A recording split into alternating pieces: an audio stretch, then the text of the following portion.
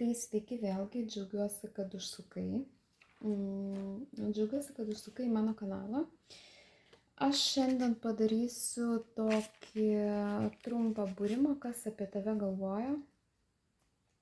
Nežinau, jeigu išeis padarysiu, gal 3 variantus padarysiu. Tai sudėsiu 3 kortas ir paskui dasimesim. Tai žodžiu, tai kas apie tave galvoja. Ir ačiū tau už tavo laikus, už komentarus, ačiū tau už palaikymą. Labai tai vertinu ir be abejo, kad man yra labai malonu. Tai va. Tai pažiūrėkim, o kokią man dabar kaladę pasiimti. Gal pasimsiu Rainbow of Tarot, tokią kaladę. Tai pirmas variantas. Ir čia sako, kad čia tokio vidutinio amžiaus. Nežinau, koks šitas vidutinis amžius. Ir rodo mergaitę kortui, gal prisimeskim kažką.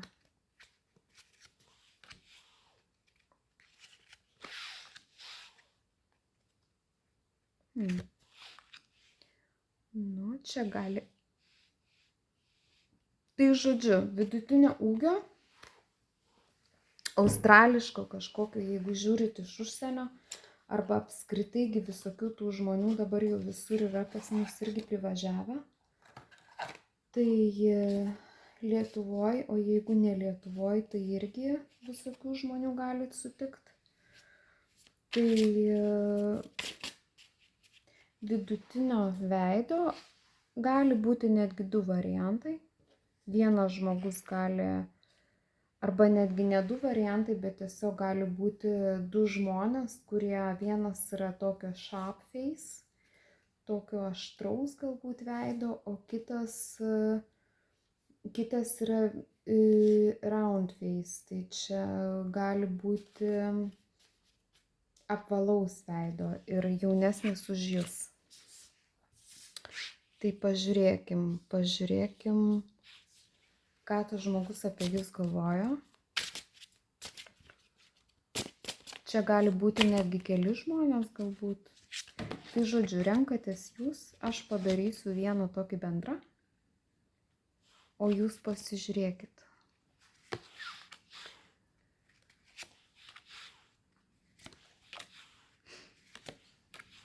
Nu, žmogui galbūt čia sunku yra, nes jisai mato jūs kaip Queen of Cups, tai čia netgi kaip gali būti, kad jeigu tai būtų, tarkim, vaikinas, kur irgi yra galimybė, galbūt kažkoks jaunas vaikinukas yra jūs įsižiūrėjęs, jisai norėtų, kad jūs, ką jisai galvojo, jisai mato jūs kaip labai tokią gražią moterį, labai moterišką, šiaip labai stiprią, kuri tikrai sugeba tvarkyti savo gyvenimą ir jam gali būti netgi sunku dėl to, kad būtent jisai jūs mato tokią, nes jisai mato tokio kaip įsimylėjusio žmogaus akim, nes kaip ir įsimylėjęs ir jūs skaudinat jį. Nu, jiems skauda dėl to, kad jūs neinat pasirinkimą su juo. Arba jūs palikot jį. Čia gali būti, jeigu jūs esat moteris, tai gali būti vaikinas, Knight of Swords, tai vaikinas, kuris, tarkim, toks gali būti aštrios kalbos, labai toks strategiškai mąstantis ir toks, žodžiu, šitos energijos žmonėms, jiems yra jie labai aiškiai viską mato, labai aiškiai mąsto ir jie labai puikiai sugeba iškomunikuoti tai, ką jie mąsto. Bet jie gali būti truputį introvertai, tokie žmonės, kurie nelabai įsileidžia į savo pasaulį ir iš kitos pusės jie gali būti tokie žmonės, kadangi mes kalbam apie tokį jauną vyrą, tai jeigu čia būtų, tarkim, vyrukas ar ne, kadangi pirmoji iškrito moteris, tai jau čia faktas, kad šitas vyrukas mato moterį kažkaip tai. kažkaip tai vat, kad moteris yra jo mylimoji ir ta prasme, kuri nesirenka jo ir būtent dėl tos priežasties jam yra pakankamai sunku, jisai neša didžiulę naštą, būtent to slėpimo naštą, nes jisai nesupranta, ar jūs čia jį norit jo, ar jūs jo nenorit, tai jisai yra toks truputį pasimetęs. Ir nepabaigiau apie būtent šitą vyruką, jie yra oro ženklai, o oro ženklas, ir vėlgi dabar visiškai neprisimenu, kaip tie oro ženklai. Tai oro ženklas yra dvynys, vandenis ir dvynys, vandenis, žodžiu, tuoj pasakysiu. Tai oro ženklas yra dvynys, vandens ir svarstyklės. Tai taip. Tai žodžiu, vienas iš tų gali būti, arba jeigu mes ta prasme, nebūtinai zodiakas, kadangi zodiakai yra zodiakai ir ne visada jie atitinka mūsų energijas. Žmonės gali būti, pavyzdžiui, netgi koks nors avinas gali būti visiškai ne tų energijų, ne aviniškų energijų, ta prasme, ne ugnies ženklo energijai, tai mes kalbam apie tai, kad neprisirišti prie zodiako ženklo, bet vat, būtent žmogus, kuris yra toksai strategiškas, bet kadangi jisai yra jaunas, jisai nėra dar visiškai valdęs savo kalbos, tai toks nesugebantis susitvarkyti su savo emocijom gali būti. Ir gali būti tokia situacija, kad jeigu jūs jį, pavyzdžiui, pamatysit vakarėlį, tai jisai žmogus, kuris tikrai nestovės vietoje, kai visi šoka, jisai irgi šoks. Jisai tikrai labai judantis, labai toksai spontaniškas ir labai toksai, jeigu daro kažkokį tai darbą, tai jisai tikrai ne tas žmogus, kuris sėdės, nedirbs sėdinčio darbo, dažniausiai darbas yra susijęs su kažkokiu tai judėjimu. Tai darbas gali, jeigu tarkim būtų sėdėjimas, tai gali būti, kad gali darbas būti susijęs su sėdėjimu, bet ta prasme jisai nebus laimingas būtent tokiam darbe, kur jisai negalėtų judėti. Tai žmogus gali būti jaunas, gali būti, pavyzdžiui, kokioje armijoje, dar nepasiekęs kažkokių labai aukštumų, bet būtinai siekiantis. Jisai turi svajonių, jisai turi tikslų ir jisai žino, ko jisai nori. Šiaip nėra visiškai įvaldę savo kalbos dėl to, kad jeigu, tarkim, turėsit konfliktą, tai jisai, tas žmogus, nesugebės nutilti, jisai aprėks jūs ir jūs tikrai girdėsit ir matysit jį. Tai vat iš tos pusės, būtent konfliktiškoje situacijoje jisai nėra dar visiškai subrendęs ir įvaldęs savo kalbos, bet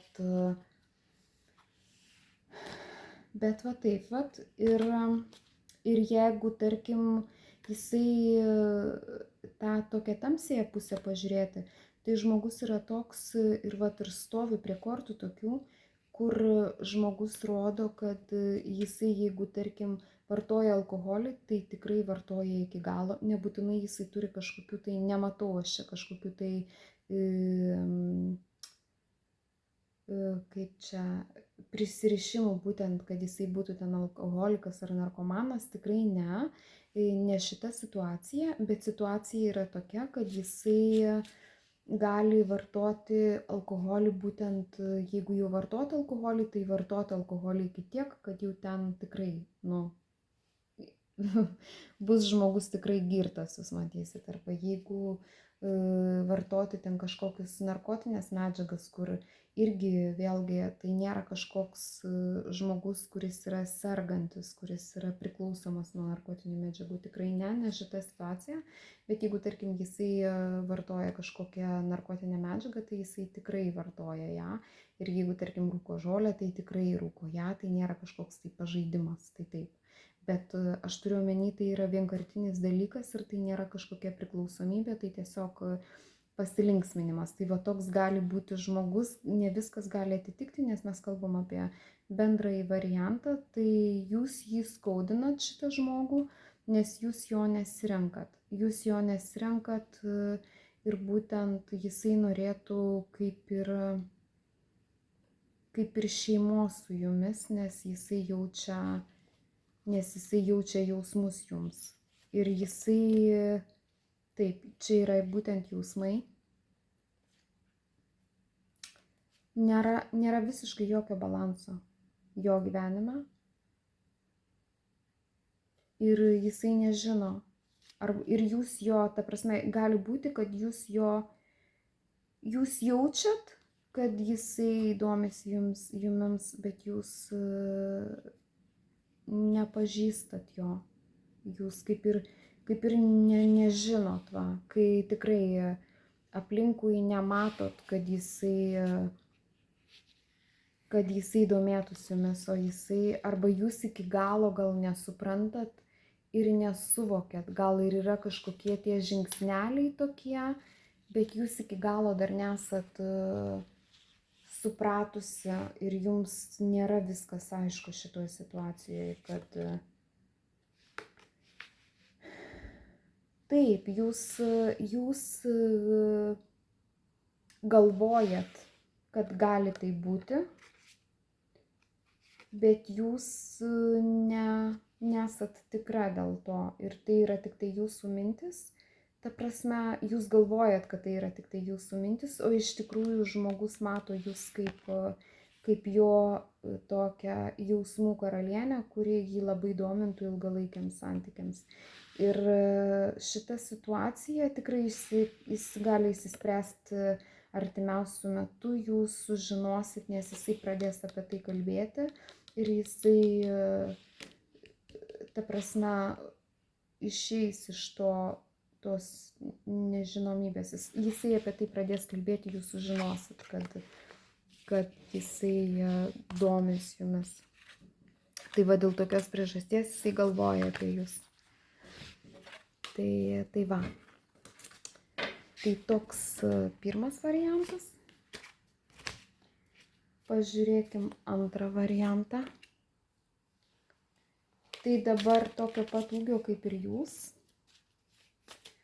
Bet labai įdomiai, žmogų galit būti sutikus kažkokioj veikloj arba tarkim kažkur gal kažkokį hobį kartu darot ar kažką tai irgi gali būti arba kažkokiose atostogose, galbūt buvot išvykus kažkur iš kokio nors žmogaus jautėt dėmesį ir apskritai susitikot.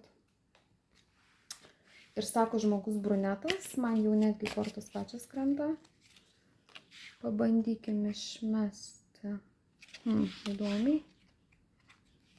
Na, žmogus galbūt nebūtinai čia mes kalbam apie moteris, bet gali būti kažkokių tai, gal turi kažkokius rogelių ar kažkokiuose tuose, gal turi sugebėjimų, tai sako practitioner, ne, tai kažkokių praktinių sugebėjimų, kur jisai, tarkim, nežinau,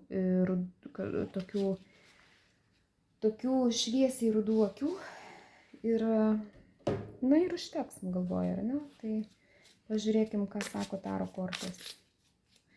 Nes čia nelabai galima ir nuspręsti, gali visiškai neatitikti. Jeigu jums atitiks būtent tai, ką sakau, tai irgi gali būti tokia situacija, kur jūs rasit save, ar ne? Nebūtinai. Tai žmogus gali tiesiog domėtis taro kortom arba kažkokia psichologija arba parapsichologija arba tiesiog praktikuoti kažkokius tai burtus ar kažką tai tokio. Toks žmogus apie jūs galvoja. Gali tiesiog tik tai vienas, tarkim, brunetas, nebūtinai ten bus kokio spalvotų plaukų ir gali būti tik tai brunetas jūsų atveju ir šviesiai rudų akių ir tokio pat ūgio kaip jūs. O gali būti tik tai tokio pat ūgio kaip jūs. Tai žiūrėkit pagal savo situaciją, ką jūs randat ir ką jūs galit atitaikyti tam žmogui, kuris galvoja apie jūs, ar ne. Tai pažiūrėkim, kodėl jisai galvoja apie jūs.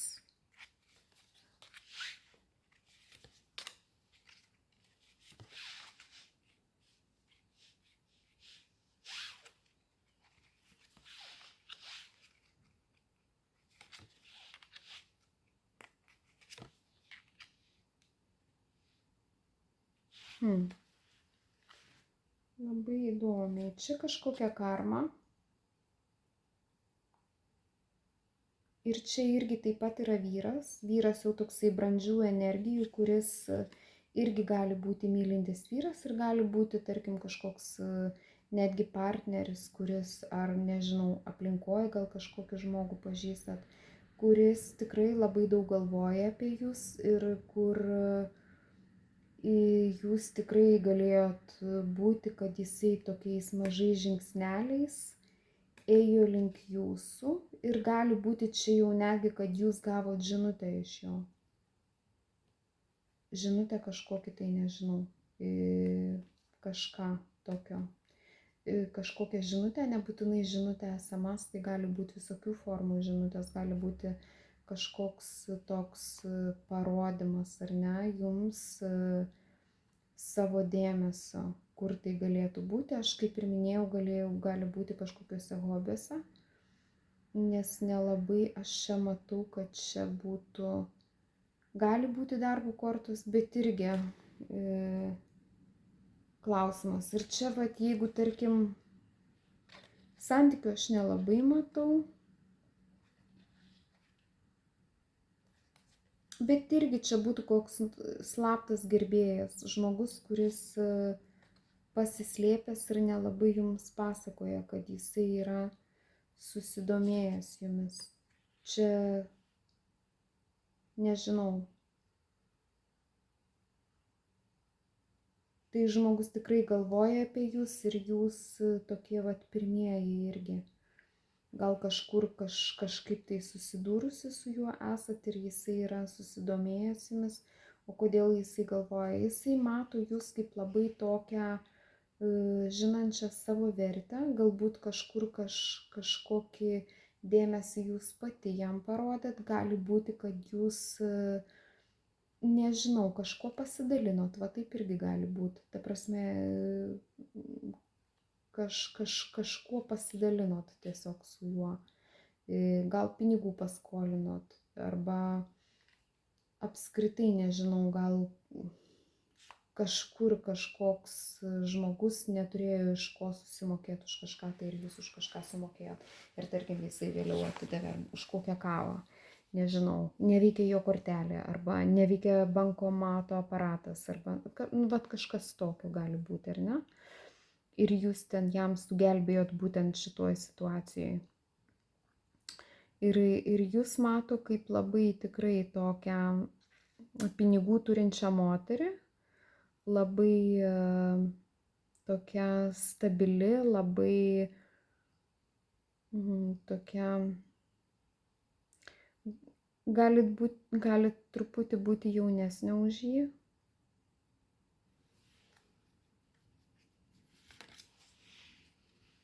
Labai seksualiai jisai jūs mato, labai tokią traukiančią seksualiai.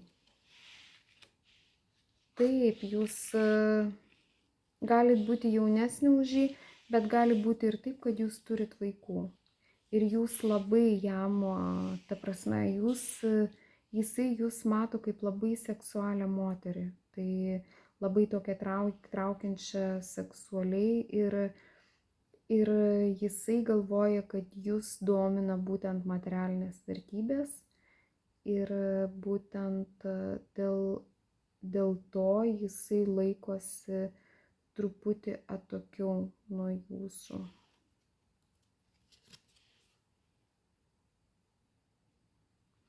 Jo, nes bijo būti apgautas arba bijo būti nepasirinktas, jeigu mes kalbėsim taip.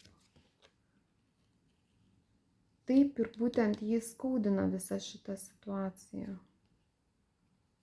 Nes čia tokia kažkokia karma.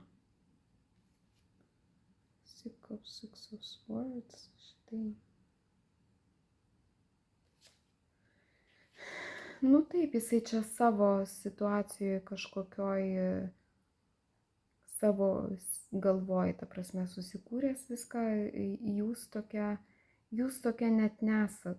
Kad jūs labai, žinoma be abejo, kad uždirbti jūs tikrai matosi, kad uždirbat, kad jūs taupot, matosi, kad jūs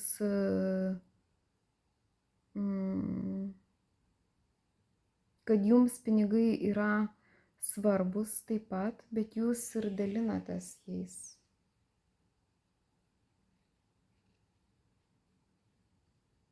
O jisai pats yra dėl savo situacijos nelabai patenkintas šiaip jau.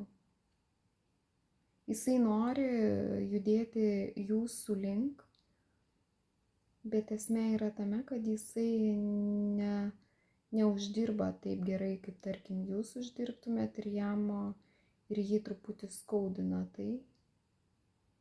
Jisai lygiai taip pat norėtų dalinti savo resursais kaip vyras su savo moterim, bet nelabai jam čia sekasi.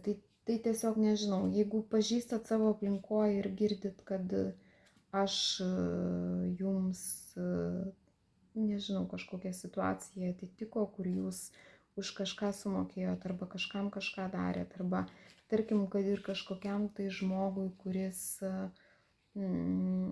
ėjot, tarkim, su kokiu draugu arba su kokiu pažįstamu ir jūs ne būtent tam draugui ir tam pažįstamui, bet būtent tam žmogui kokiam nors benamiui padėjot. Tai irgi gali būti, kad tas žmogus ar tas pažįstamas galvoja apie jūs. Ir be abejo, tas benamis irgi gali būti labai dėkingas jums. Tai tiesiog tokia situacija labai neaiški, čia viskas labai abstrakčiai kalbama. Tai. Tai va, einam į kitą situaciją, ar ne?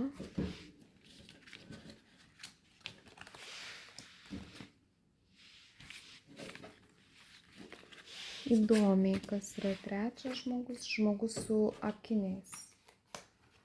Tai nežinau. Pažiūrėkim, kas yra su akiniais. Pažiūrėkim trečiam variantui. Kas apie jūs galvojo ir kas yra žmogus su akiniais. Strazdanotas, sunkiais plaukais ir vėlgi tokio australiško veido, spalvotų plaukų, juodai besirengiantis ir jau čia dabar piešia man kortus bileką, ta prasme vidutinio ūgio. Tai nežinau, jeigu randat nors ką, kad Australian ir albino, tai čia nežinau, gal kažkokios šviesesnės odos ar ne žmogus gali būti. Tai jeigu kažką tokio matot, kas jūsų aplinkoje būtų, tai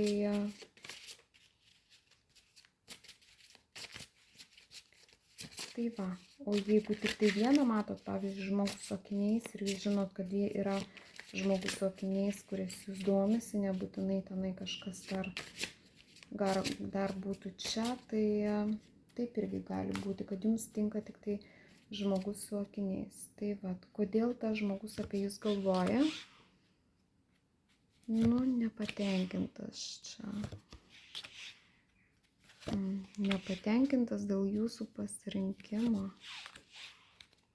Ir vėl King of Cups. Tai čia vyras apie jūs galvoja. King of Cups.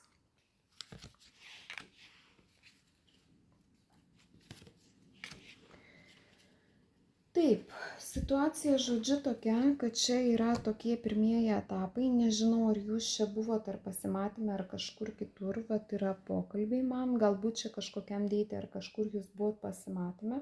Ir situacija yra tokia, kad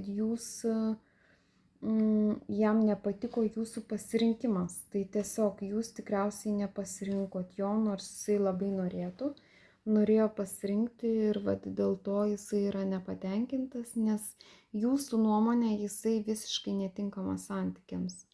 O jisai pats galvoja, kad jisai, žodžiu,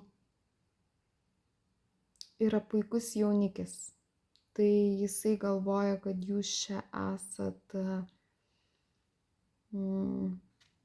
kad jūs padarėt neteisingą pasirinkimą ir kad visas etapas šitas yra užsibaigęs ir kad jam yra per sunku su jumis čia atskintis, žodžiu, ir kad, žinot, jisai savo mintise jūs pavaro ant visų, į visus 4 kampus. Tai tiesiog, jo. Tai tokia situacija, kad būtent jisai norėjo, kad jūs jį pasirinktumėt, o jūs jo nepasirinkot. Jisai buvo nusprendęs, kad su jumi, ta prasme, jisai tikriausiai sumokėjo jums už nežinau, kavą ar kažką, ką jūs ten įgėrėt, jūs pati turit žinoti ar valgyt. Ir galvoja, kad jeigu jūs turit vaikų, aš matau, kad gali būti, kad jūs turit vaikų, tai jūs parašėt neteisingą žinutę jam ir jisai mato jūs, ta prasme, galvoja, kad jūs puikiausias jo, nežinau,